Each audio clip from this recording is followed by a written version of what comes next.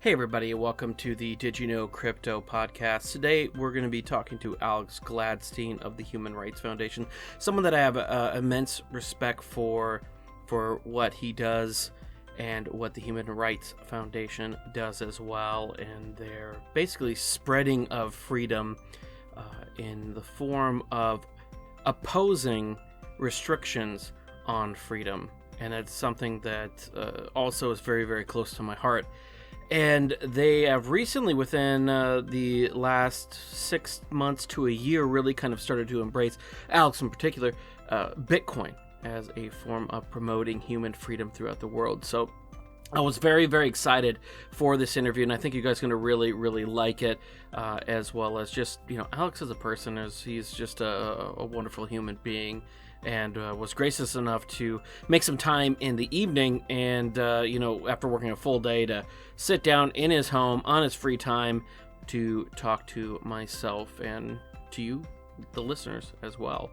So anyways, if you guys could do me a really quick favor, head over to iTunes, leave a 5-star and a written review, as well as embrace my new partner, which is eToro. And I'd appreciate it if you'd go over to didyouknowcrypto.com, go to the eToro banner and click through there so that they know that they came through my link. So eToro is one of the older names in online trading, and they recently have started to break into the U.S. market. They've been able to trade cryptocurrencies as well as various other markets on eToro if you were outside of the United States, but recently they just started to offer to U.S. clients, and part of that push is to start to let U.S. based crypto podcasts, Bitcoin podcasts like myself, to start advertising to let people know about that. So they are not a fly-by-night club. They've been around for over a decade. They have some really cool products, such as a virtual trading portfolio, so you can actually test out strategies and all that kind of stuff, with money on real order books, but it's not actually your money. It's a virtual amount of money, so you can trade and see, well, would this strategy have worked over the long haul or would it not have? There's a bunch of other really cool stuff, such as copy trading, where you can actually go and find people that you like that are experienced traders, and actually set your portfolio to copy trade their trades that they're actually doing. So there's a lot of really cool stuff going on there. So go over to didyouknowcrypto.com and click on the eToro banner and go through that way. So without taking up any more of your time, I just really quick want to thank you as well for listening. You guys make all of this possible, and I really, really do appreciate it. This is not just me saying it just to say it. I do appreciate you guys taking time out of your day to subscribe, to download, to listen, and I really appreciate that. So I hope to hear from you guys. Feel free to reach out at any time. I'm not shy about it. So hit me up on Twitter, hit me up on Facebook, Instagram, wherever you want to. You can find all those links at didyouknowcrypto.com. And why don't we just head right into the show?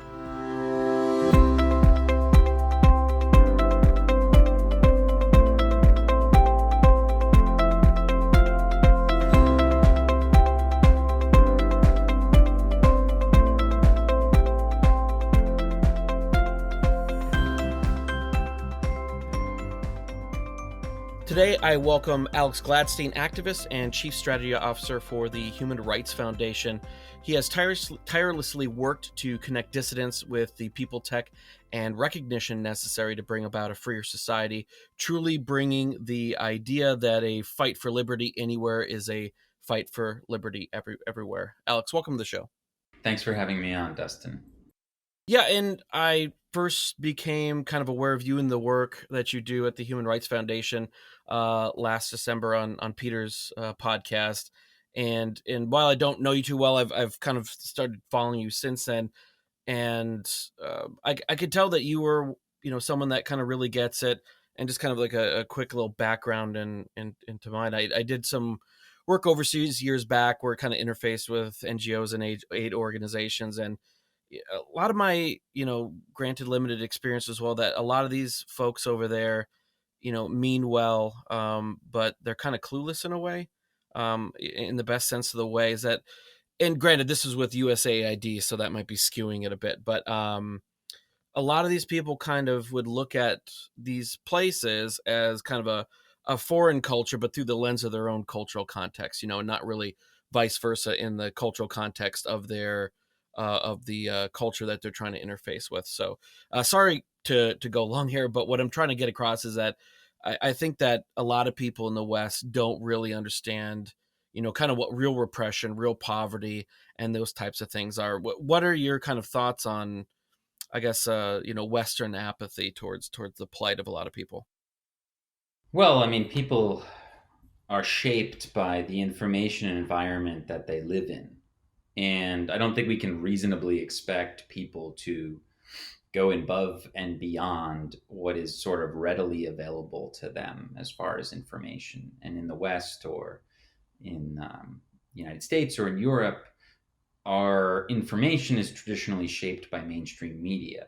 And even though we've kind of shifted to a digital landscape, mainstream media outlets continue to shape the information economy. And mainstream media outlets hire their reporters and focus their coverage based on a number of factors that range from audience interest to genre to what they deem is hot. But regardless of like the formula that they use, a bias appears, meaning there are vast parts of the world with millions or billions of people with fascinating, urgent, dire things happening that just basically get no media coverage. And then there's like other parts of the world that constantly get tons of media coverage, especially for, like from a Western perspective. I think you could say the same thing about any part of the world.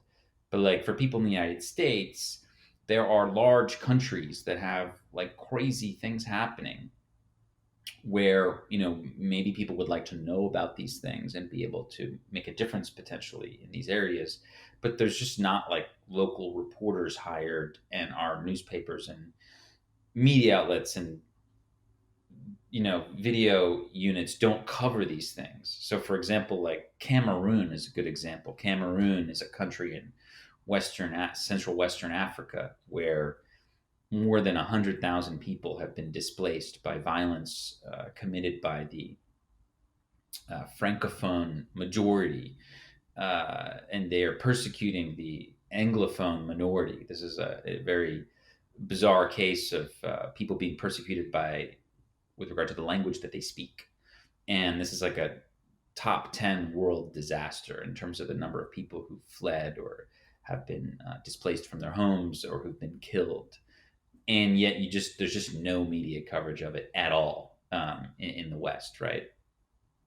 And that's a symptom of I guess what I'm trying to say is kind of like a broken media environment. So we learn about some things but not others, and that drives a lot of apathy. That drives a lot of like people in I assume in your audience, just not even being given the opportunity to be empathetic because they have no idea, right? So if you don't know that there's 2 million Muslims in prison camps in northwestern China, you're not going to do anything about it. If you don't know that there's hundreds of thousands of people displaced from their homes in Cameroon, there's nothing you can do about it. If you don't know that by the end of next year, more than 8 million Venezuelans will have fled Venezuela in the world's largest refugee crisis, there's nothing you can do about it. If you don't know that in Afghanistan, as the US begins to pull out, the Taliban may take control again and eliminate the possibility of education for women, there's nothing you can do about it. And I think that media narratives end up driving, the current state of apathy in the world today. And I apologize. I guess I kind of jumped the gun there right onto a question, but if you wouldn't mind just kind of giving maybe a little bit of background of your, why you kind of got into this, this sort of work in the first place, as well as who the Human Rights Foundation is. I mean, you mentioned Venezuela. I know that that's kind of has a very special place with HRF. But if you just kind of give a good overview of yourself and the foundation.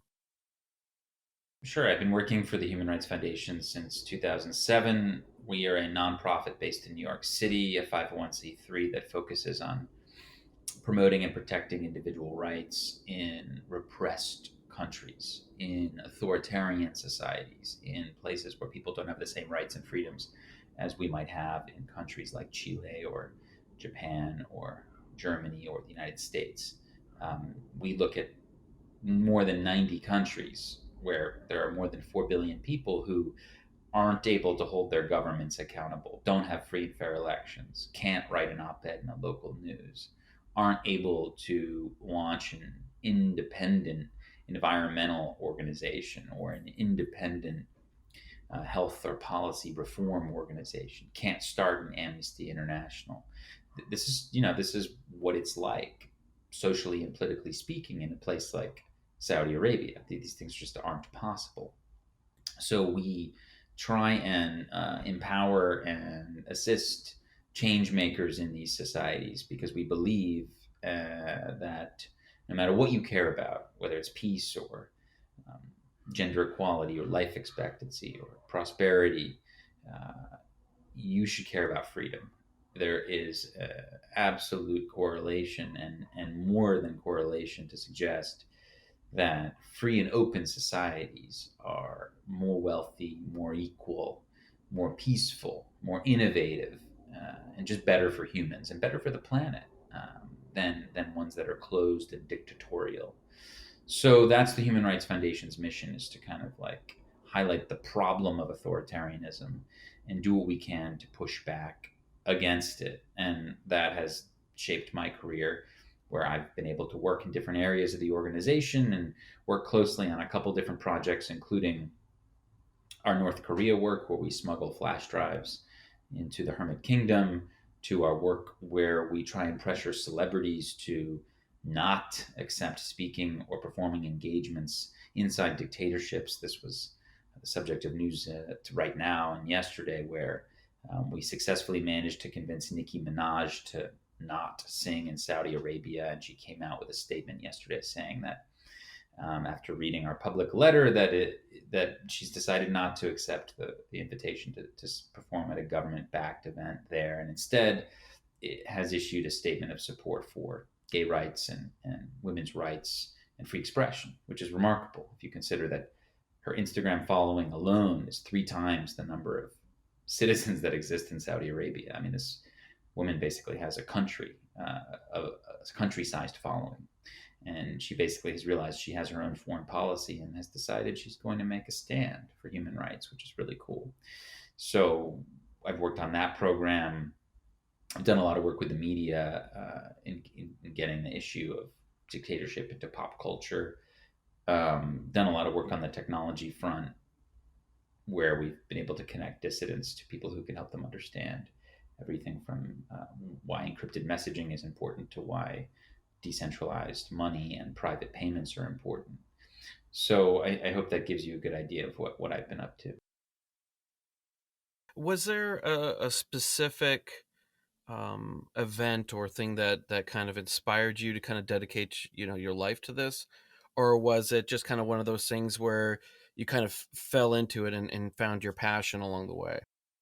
Yeah, I mean, I was always interested in international affairs and the way that the world worked on a macro level, and I kind of was lucky to get the opportunity to work at the Human Rights Foundation in its very early years, and it kind of worked out from there. I had a deep appreciation for and interest in the work that the foundation was doing, and I've been able to contribute in a meaningful way. And we continue to push the envelope as to what's possible with regard to challenging authoritarianism and supporting people who are in closed environments. And Bitcoin has kind of become, over probably the last 6 or so months, kind of a much larger focus in your work, in your talks. So how did Bitcoin find you, and what is it about Bitcoin that so kind of markedly changed kind of your focus, per se, on really seeing this as a big or a major tool for challenging these regimes? Well, I first started thinking about Bitcoin in 2014 when I read a New York Times article by Mark Andreessen where he talked about the revolutionary nature of this technology. And my interest was piqued. And in 2016, Bill Tai, who's on the board of Bitfury, basically started bringing up the idea of introducing Bitcoin to human rights activists. And I thought it was a cool idea. I didn't know too much about Bitcoin in detail or cryptocurrency or blockchain at the time. But I started to explore it more, and we had a couple people from Bitfury come out to the Freedom Forum in Oslo that we produce in the spring of 2017, and I've just gone down the rabbit hole from there.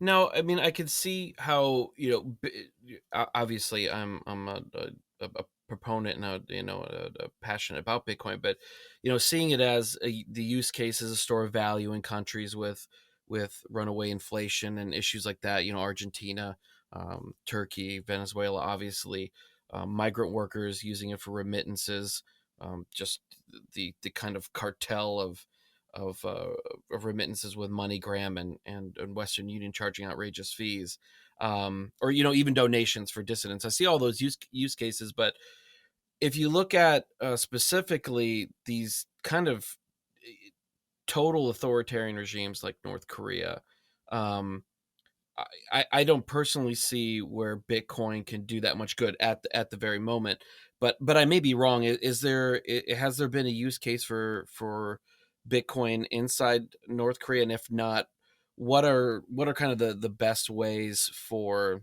changing the path of these really kind of I mean North Korea is it's insidious, but it's a genius way that they've built that society for perpetuating the regime. The concept where they have the workers every day, where they have to basically talk about their sins against the regime as well as others that they've seen.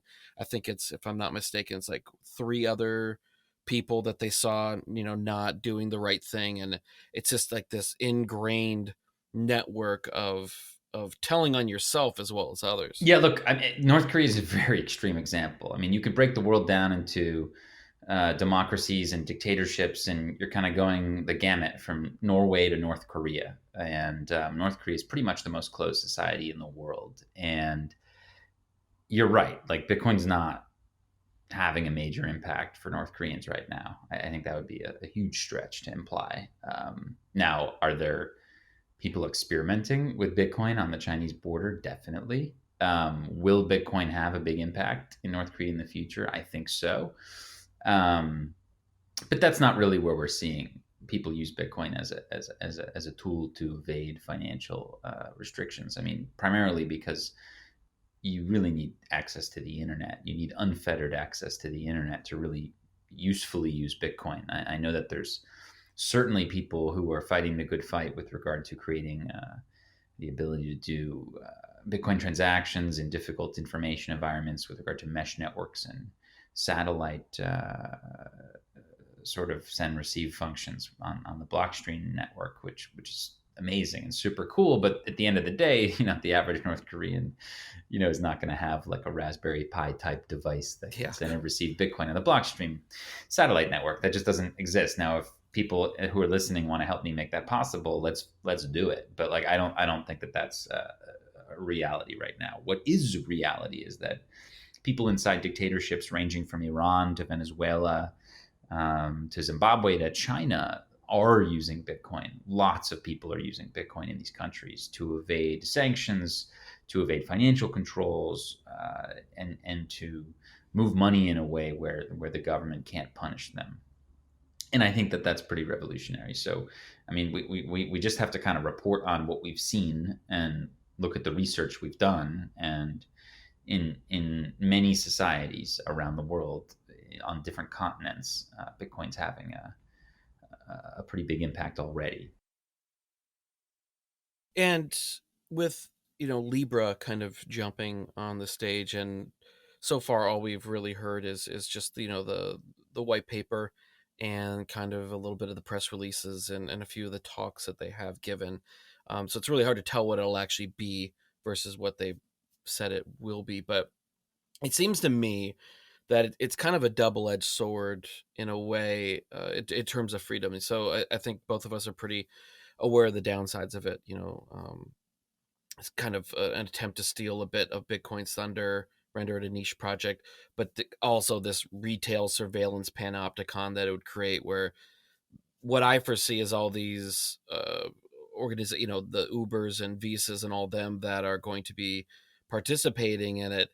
uh, my guess is they are going to be collecting all the data on users, and their associated Libra accounts, even if they are so-called pseudonymous, and creating what will be probably the largest retail surveillance chain of all time. But on the flip side of that, um, it would offer at scale an alternative to natural currencies. It could replace them, um, but also, like you've talked about, incentivizing a lot of them to be more sound and secure.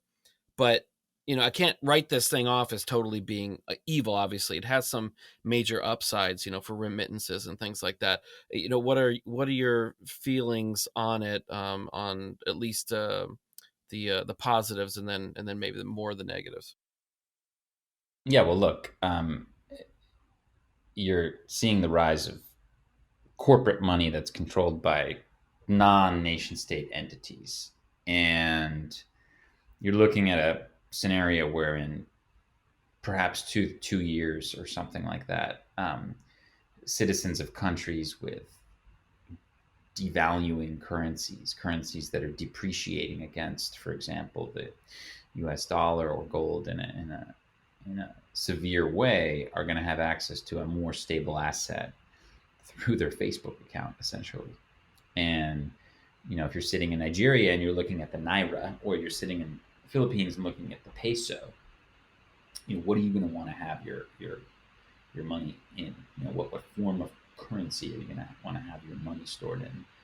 I would imagine it's going to be Libra and not the nation state currency. And this is going to basically trigger a huge shift away from the use of nation state currencies, and will probably lead to a major devaluation of all but the most kind of stable currencies that are included in Libra's basket of currencies. um, I think will remain fairly strong for at least a little while. So whether it's the Swiss franc or the yen, the dollar, potentially the renminbi, I'm not sure, but there's going to be a basket of currencies that essentially get the seal of approval from a company like Facebook. And it might just not be Libra. I mean, we could be talking about a couple other Western companies that roll out a sort of stable asset like this that's for their users. So we might be looking at Amazon and Google, let's say. So let's say we may have a bunch of different corporate coins that are like autonomous from nation states, that may be influenced by nation states, but ultimately are run autonomously. These are going to be different from the end game of fiat currency, which I believe is something most closely resembling what WeChat Pay is today. So you have like the Chinese state currency in its final form will resemble something like WeChat Pay, where citizens are interacting digitally in a renminbi ecosystem, but all of their transactions are easily surveillable and confiscatable and censorable. That's like the wet dream of dictators, right? So you kind of have like the end game of fiat money in this kind of like highly controlled environment, and you can kind of see what that looks like and what that leads to. Concentration camps, right? So like the total control over people is not going to end well. And then you have corporate money, which is obviously the path that Libra's sketching out. And then you have something else, right? Then you have what I hope people start to consider, and that's I think what Andreas Antonopoulos calls the money of the people, which is Bitcoin, right? So you have the third option, money that's not owned by anybody, right? Money that's not centralized, that has no single point of failure, money that is not censorable, money that is not confiscatable, money that is much more difficult to surveil, money that is borderless, money that is global. This is fascinating to me. So no matter what happens with Libra, It doesn't have the properties that make Bitcoin so interesting. Bitcoin's deflationary. Libra will be inflationary. Bitcoin censorship resistant. Libra will be ultimately censorable. Bitcoin is permissionless. You don't need an ID or bank account to use it. I think that certainly in most countries, if not all, your access to Libra will require some sort of identification. Bitcoin is global. Libra certainly won't work in China, for example. Probably not even in India, right? And Bitcoin gives us a roadmap for privacy. I mean, if you're using good operational security, it's much more difficult to spy on your Bitcoin transactions today, even in 2019, than it would be if you're just using, the normal money system, right? It's just something that is easily obtainable by governments with essentially a phone call or an email, at least in the United States, given the Bank Secrecy Act. With Bitcoin, if you're a savvy user, a government's got to hire a chain analysis company to figure out what you're doing, and that's going to be expensive and take a lot of time. So there are a lot of differentiators that will, I believe, preserve Bitcoin's value even in a future where Libra is like wildly successful. Now, I also think that Libra will potentially be a large on ramp for people to start to like think about cryptocurrencies and money that's not controlled by governments, and potentially be very bullish for Bitcoin. So, I mean, those are, I guess, like the positives, and the way I think Libra is going to start to change the world. But, the negatives are that obviously the nightmare scenario is that much like Facebook is starting to censor speech today and become a publisher. As soon as they start to censor speech, they cease becoming like an internet or a telecommunications like public good, and they become a publisher, right? And what's dangerous is if your opinions shared on your Facebook page start to limit your access to sending and receiving money, right? And that's obviously the nightmare scenario number one. The second nightmare scenario would be that all of your payments on Libra are sort of bought by like companies that in a mercenary like way are essentially buying these validator nodes for the right to have access to all of this payment data and start to micro track us in a way which they could sell to governments, or just kind of keep for themselves. So I think you have major concerns with regard to both censorship, thought police kind of censorship, and also surveillance and control. So I don't think that Libra is by any means like rosy from a human rights point of view. I mean, it may be very convenient and may help a lot of people in an immediate sense in terms of folks who have WhatsApp and Facebook, but don't have an ability of sending their family money quickly, right? So that could be a paradigm shift. Think about a WhatsApp user in Nigeria and a WhatsApp user in America being able to just quickly trade money back and forth. I mean, that would be a huge win, but it comes with real costs. Everything has trade-offs. I mean, I just watched a debate between Arthur Hayes of BitMEX and Nouriel Roubini, the famous Bitcoin critic and NYU professor. And Nouriel was kind of like, well, why the hell do we need Bitcoin? We already have WeChat Pay and Apple Pay. And Arthur's kind of like, well, like, you're right in as much as like at the moment, like Bitcoin's like way slower and less efficient. It doesn't work as well as these things, but your usage of these corporate or nation state, monies it puts you entirely in their hands, right? So I think that's the thing we have to realize, is that if we want a future where we still have private money, if we want privacy, digital liberties in the future, we're going to have private money. We're going to have decentralized money that has some measure of privacy over total government surveillance. I don't think you're going to have perfect privacy, but some measure of it is quite important.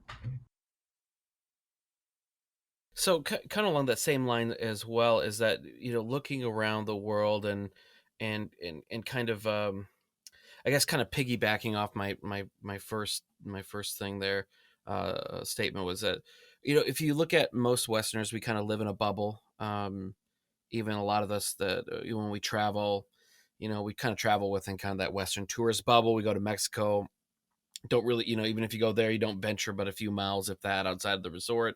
You go to Europe, it's kind of all very similar, right? And I think that, a lot of Bitcoiners per se have this issue. We skew younger. We haven't had a lot of like life experience as well. But I think that you know Bitcoin shines the brightest where the situation is the bleakest, and a lot of people just haven't been there. I've been, I don't know if you want to say fortunate, but I've been to places where, and they're some of the poorest countries in the world, and you just kind of see, usually poverty is, also you find a high overlap on that Venn diagram of authoritarianism as well. Do you kind of see some of these same blinders? We talked about, or you talked about the Western apathy, but you kind of see these blinders within Bitcoin, within a lot of Western people, but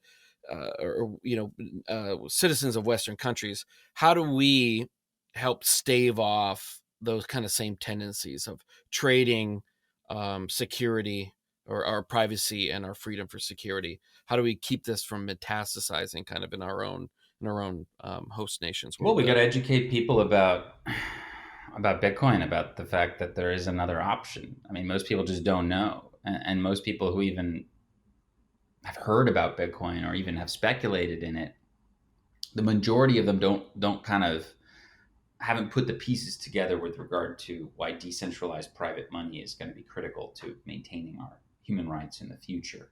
So just kind of underlining this point is key, and to do that in an effective way, we have to be honest. In as much as Bitcoin is not a private anonymous money. Obviously, it is pseudonymous. Obviously, it's a public ledger that anyone with a decent amount of time and a slight amount of technical savvy can look at the transactions.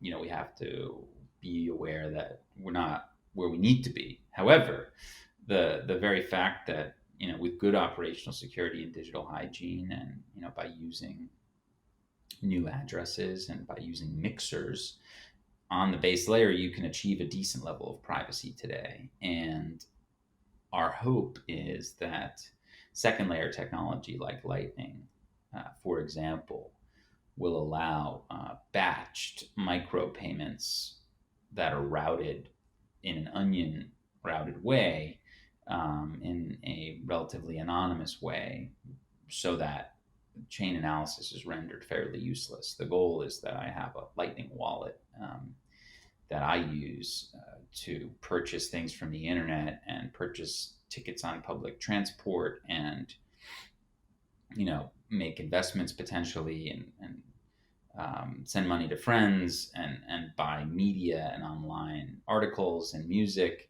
And I do that in a way that is maximally disconnected from my identity. I mean, we're not going to have perfect privacy, but the idea that I can do those things through an app potentially, where the merchant is, either they're seeing a Visa transaction or they're seeing like a Cash App transaction, but you're doing it via Lightning, and you're like disassociating yourself at least a little bit from what the merchants see.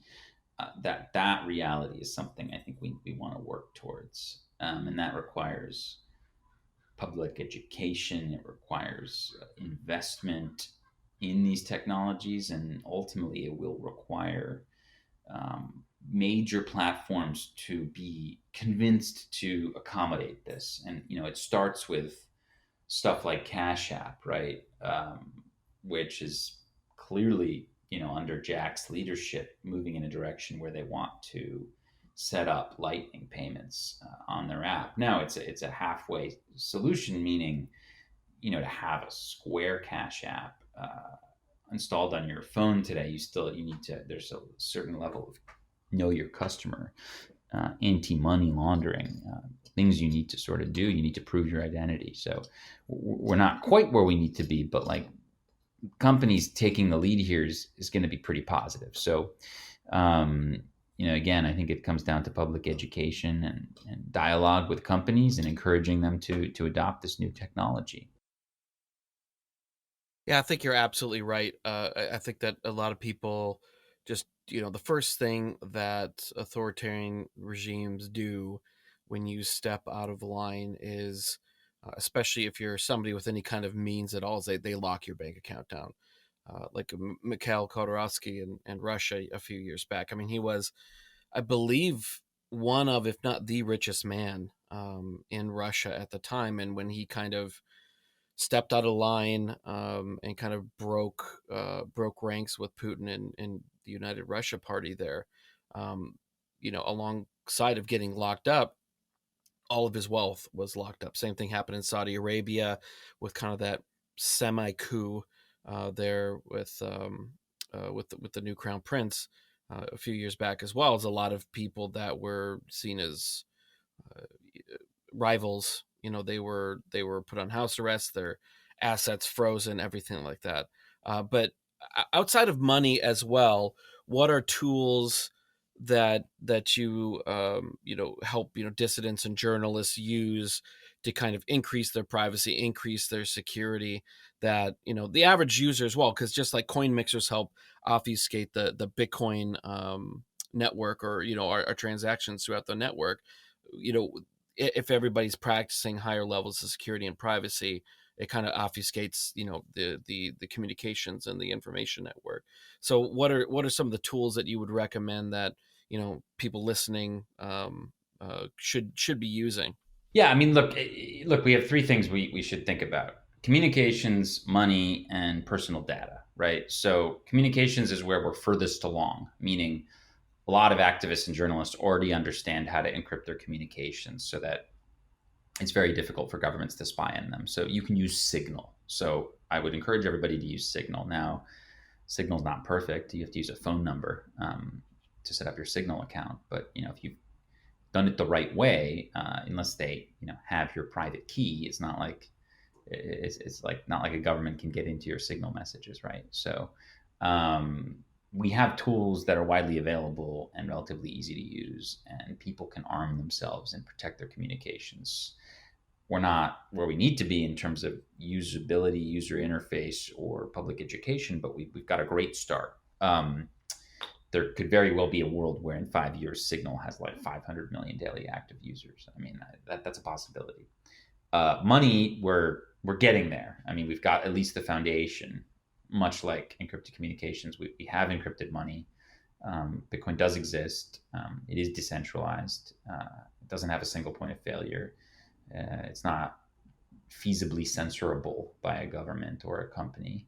And if you know what you're doing, you can start to make it more private, right? So we're kind of like we've begun the battle there. Personal data is where we're like farthest away. Now, zero knowledge proofs give us an opportunity to start creating, sovereign data where we can disclose, what we want to third parties about ourselves. But we're just nowhere close to where we need to be in terms of the technology and merchant interest and adoption, and our ability to robustly and securely actually own our own data. So right now, everybody's relying on third parties, and we have risks and big problems. So that's kind of where we are right now. We're really well along with communications. We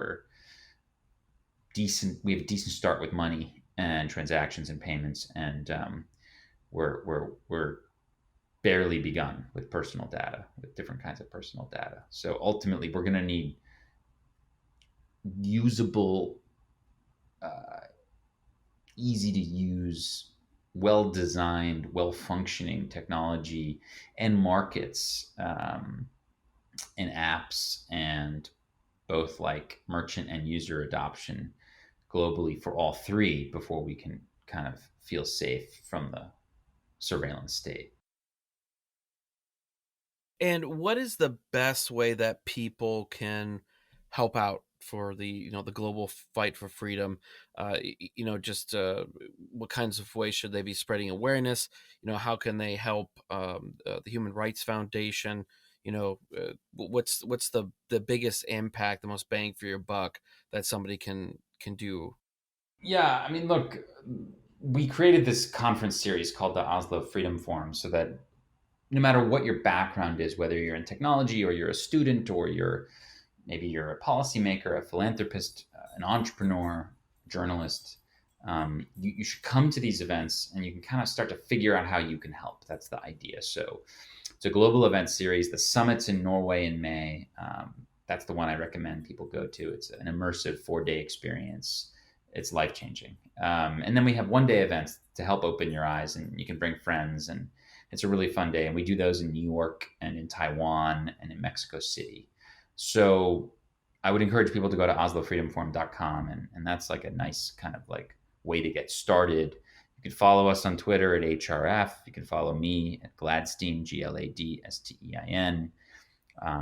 Obviously, if you're so moved and you want to make a financial contribution for a particular project, let's do it. And otherwise, yeah, just keep reading and keep exploring. Well, I want to thank you for your time. I know it's late there in New York, but I really really do appreciate it because I just really love the work that you guys are doing over there. And I guess you already mentioned where to get a hold of you on Twitter, and I will have the links in the show notes to this episode at didyouknowcrypto.com/EP43 for episode 43, and I'll have the links to all the social media contacts as well as articles and other things that we mentioned in this episode. And once again, Alex, thank you so much. My pleasure. Thanks so much for having me on.